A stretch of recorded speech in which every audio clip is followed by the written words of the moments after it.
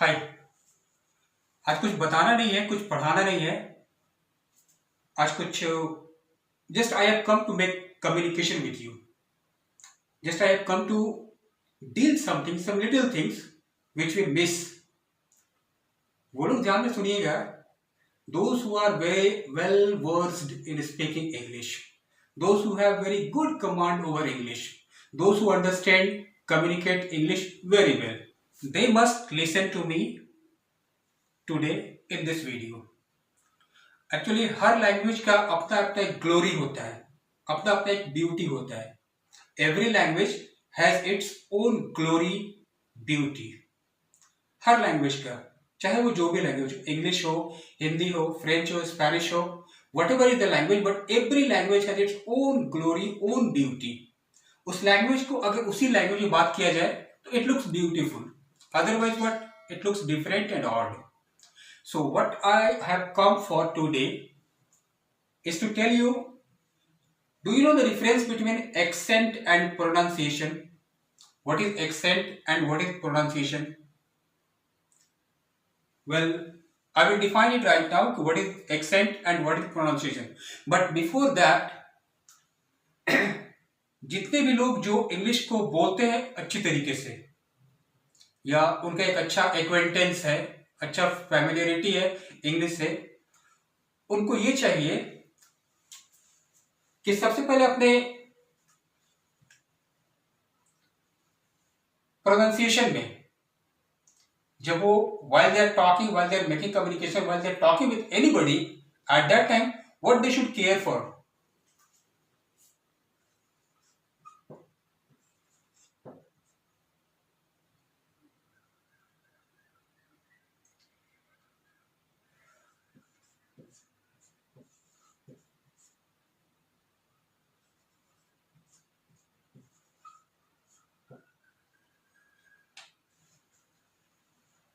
कुछ fundamental things होता है। क्या है? ज, ज, स, श, फ and फ. Look, I have written down here 3 things to explain. In fact, what? j is a different thing and z is a different thing. अगर आपको इस वर्ड को पढ़ना हो तो आप इस वर्ड को यूज नहीं कर सकते हैं। You cannot say luxury, it's luxury. Is,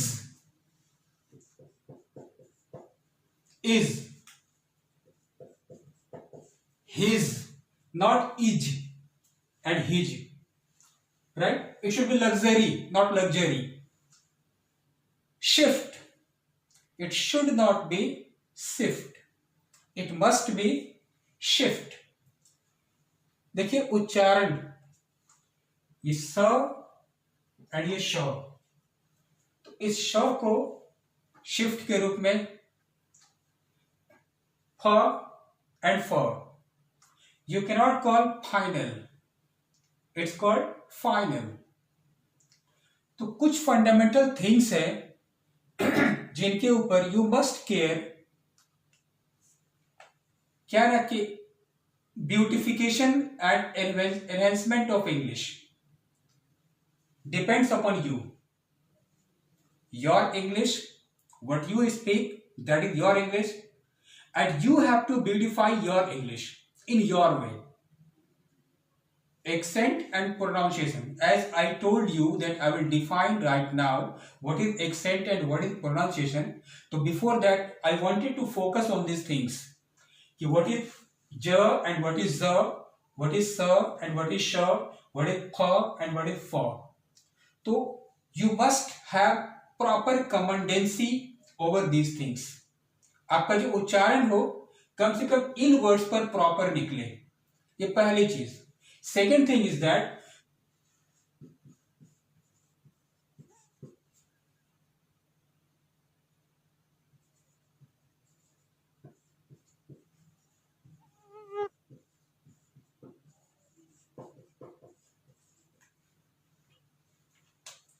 accent and pronunciation.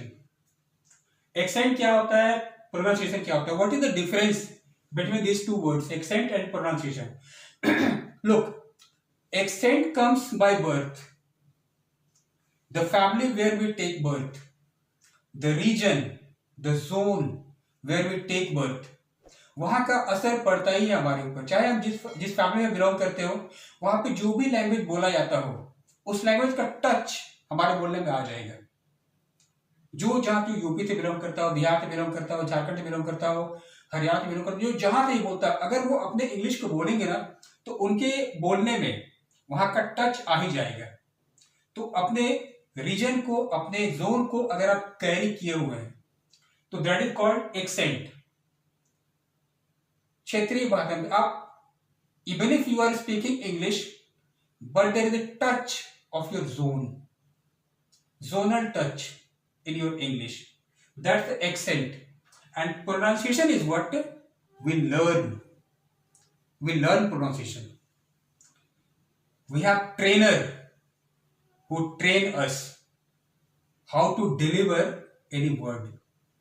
ये जो डिलीवरी टेक्निक होता है इंग्लिश का या किसी चीज का भी, जो डिलीवरी टेक्निक होता है, that we learn by somebody, या sometime we learn automatically also. तो प्रोनाउंसिएशन एंड एक्सेंट में डिफरेंस, एक्सेंट बाय बर्थ होता है, हमारे साथ चलता रहता है। बहुत लोग ऐसे होते हैं ना जो बिलोंग करते हो बिहार से, झारखंड से, यूपी से, लेकिन जब वो इंग्लिश बोलना शुरू करते हैं तो ऐसा लगता, या फिर हिंदी ही बोलते हैं तो ऐसा लगता है ना कि they are completely different. Their English, if you listen to their English, you cannot realise that off screen this person speaks his regional language so fluently and so eloquently that you cannot realize. But when they come to the screen, they speak very fluent. Whatever is the language, if they are delivering English, Hindi, but you cannot find any touch of their region in their English or in their Hindi. So they are very well versed, well expert. They have proper commandancy upon any language. So this is accent and pronunciation. Accent by birth. जिस family में जन्म लेते हैं, the family where we take birth, we listen to our elders, continuously we listen, and that is how we begin to adopt the tone, the way to carry out a word. Third and final thing, what I have come for today is, एक होता है impressive English, right? Impressive English, and the other is plain English. Plain and impressive. एक होता है कि जब आप English बोल रहे हैं तो इट सीम्स कि you are reading English, you are not talking, you are not making communication, you are reading English, it seems like that. किसी का इंग्लिश ऐसा होता है जब वो बोलने लगते हैं तो लगता है कि वो they are reading, just because it's a plain English. And what is impressive English? That which cast impression on to listener. How do the people get impressed? क्या ना कि हर वर्ड को अदा करने का, उसको पे करने का, उसको कैरी आउट करने का एक टेक्निक होता है। देखिए, एक सेंटेंस हम लिखने जा रहे हैं और इसका इंप्रेशन देखिएगा, चेक आउट द इंप्रेशन, कि किसी वर्ड को फोर्स करके कैसे मीनिंग को बदल दिया जाता है। किसी वर्ड को फोर्स करके, पार्टिकुलर किसी वर्ड को टारगेट करके उस पूरे वर्ड के, पूरे सेंटेंस के मीनिंग को कैसे बदला जाता है, वो देखिएगा। जैसे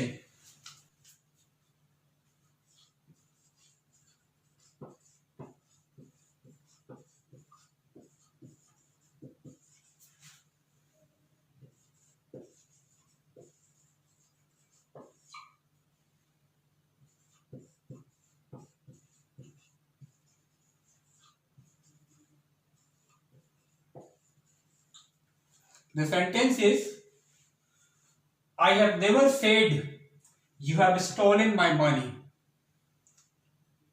जो इंग्लिश को समझते हैं, जानते हैं, वो इसका मतलब समझ रहे हैं। तो आई हैव नेवर सेड, मैंने कभी नहीं कहा है कि you have stolen my money, कि तुमने मेरा मनी, मेरा पैसा चोरी किया है, चुराया है। मीनिंग हो गया, बराबर इसका प्लेन मीनिंग निकल गया कि मैंने कभी नहीं कहा है कि तुमने मेरा पैसा चुराया है। अब देखिए इसका सेंटेंस का मीनिंग कैसे कैसे निकलता है। फर्स्ट वर्ड आई, अगर इसको ऐसे कहा जाए, आई हैव नेवर सेड, आई को फोर्स करके, आई हैव नेवर सेड, मैंने तो नहीं कहा है, यानी किसी और ने कहा होगा, किसी और ने कहा है, but I have never said, हमने नहीं कहा है कि तुमने मेरा पैसा चुराया है।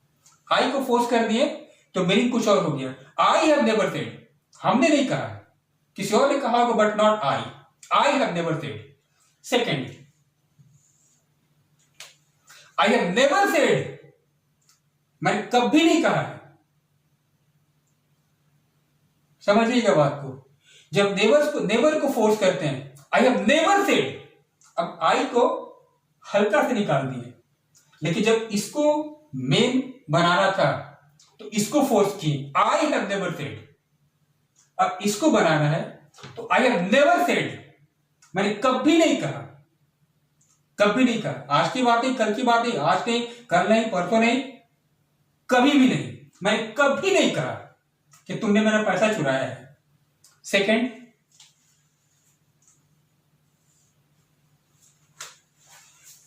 Said, third word, I have never said, मैंने कहा नहीं है कभी, मैंने कहा नहीं है कभी, भले ही तुमने मेरा पर्स चुराया है या कुछ भी हुआ है, बट मैंने कहा नहीं है कभी। ठीक है, यहां पे सेड को फोर्स करके, मैंने कहा नहीं है कभी, है ना, जानता हूं भले कि you have stolen, but I have never said, हमने कभी कहा नहीं है। देखिए वर्ड वही है, मीनिंग कैसे निकलता चला जा रहा है। यू, अब इसको देखिए, I have never said you have stolen my money, I have never said you have stolen, हमने कभी ये नहीं कहा कि तुमने मेरा पैसा चुराया है। हमने किसी को कहा होगा, लेकिन तुम्हें मैंने कभी नहीं कहा है। I have never said you have stolen, right, my money. Next one,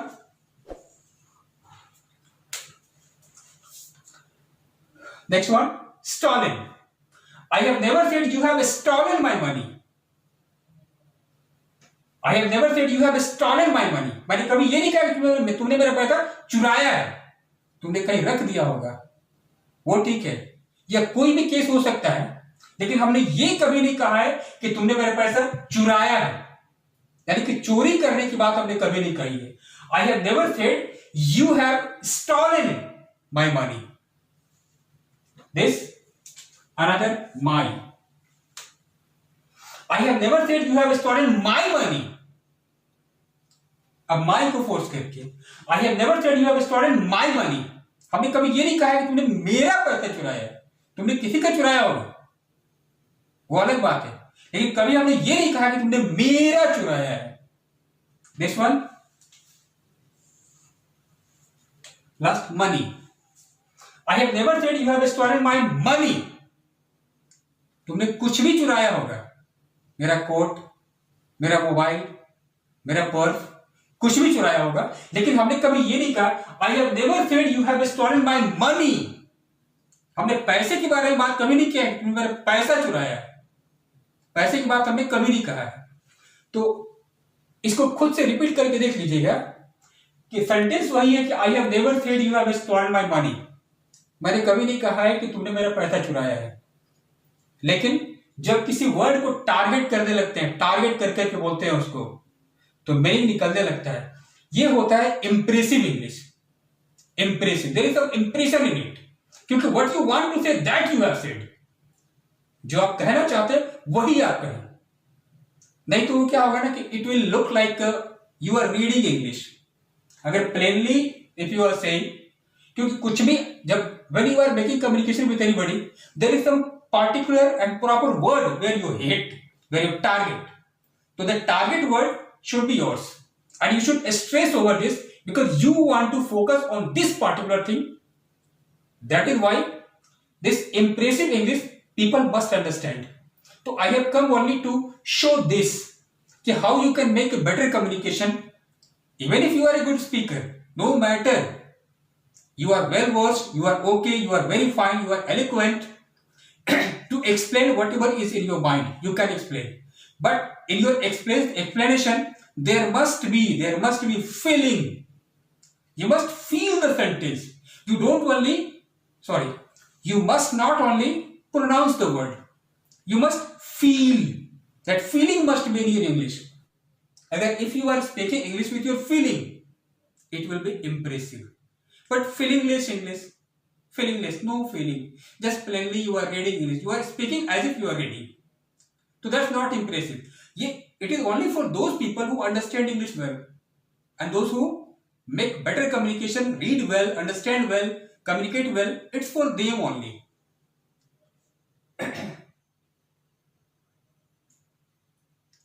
This line you must consider very seriously over this.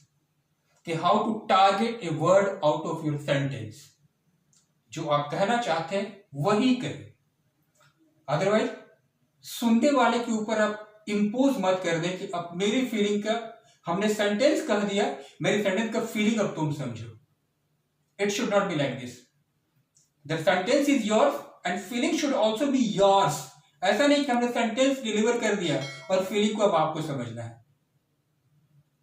Right. इसलिए क्या होता है कि कम्युनिकेशन में इंप्रेसिव नहीं हो पाता है. When you are making communication with anybody, it's not impressive just because you are not speaking with your feeling. This is what happens. Otherwise, everything is okay.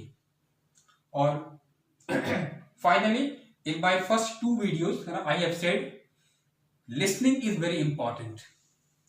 Listening is very important. Listen English. Listen. The new fresher, the beginners, those who don't understand English, don't speak English, they are learning. They must listen first. Why? Do you know why you have given this 2 years to listen more? Think about this. It has been given to us to listen more. 2 years we have been given. For what? For listening more. So listen more to make a better improvement in your English. जितना आप सुनेंगे उतना अच्छा आपका English होगा. आप सुनना छोड़ दें. अगर ये कहना कि just I want to speak, I want to learn, that's not possible. That's hard. That's very hard. सुनना ज्यादा इंपॉर्टेंट है. सुन करके ही हम लोग बड़े होते हैं. सुन करके ही हम लोग बड़े होते हैं. सुनते सुनते बड़े होते हैं. तब जा करके किसी दूसरे का वर्ड हमारे मुंह में आता है. 3 things I told you today. एक अपने एक accent and pronunciation, the difference. Pronunciation is what we learn it, and accent is what by birth it comes. The family where we take birth, accent we begin to learn automatically. In that way speak, in that way we walk. As our elders speak in the family, the same thing we also learn. But later on, when we get matured, when we get maturity, then what? We bring improvement in ourselves. So that pronunciation we learn. We bring the technique of pronunciation in us by listening experts. So first thing, accent and pronunciation. And the second thing, what I told you, the differences. अपने English की beautification के लिए देखिए, English को भी बहुत लोग English बोलते हैं, पर ये जो वर्ड है ना, इससे खत्म करते हैं. बल्कि it should be finished with this word. Sure, it should be English. It should be English. तो स, श, ज, ज, फ एंड फ, ये differences that you must check out in yourself. And the third thing, targeting a word, hitting a word.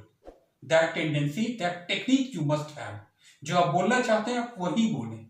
जिस चीज को आप स्ट्रेस करके बोलना चाहते हैं उसी चीज को बोलें. तो वो that tendency, that technique you will learn. As I explained you this line कि I have never said you have stolen my money. इसको रीडिंग कर दीजिएगा तो रीडिंग हो जाएगा. किसी से बात करते समय आप ऐसे बोल दीजिए तो ये बात करना हो जाएगा, जस्ट रीडिंग हो जाएगी. लेकिन इसमें अगर फीलिंग डाल दिया जाए, ये के 7 निकल जा रहा है. 1 2 3 4 5 6 7, ये 7 तरह का सेंस दे रहा है. बस इतने ही के लिए हम आ जाए थे। बाकी मिलते हैं नेक्स्ट वीडियो में। Thank you.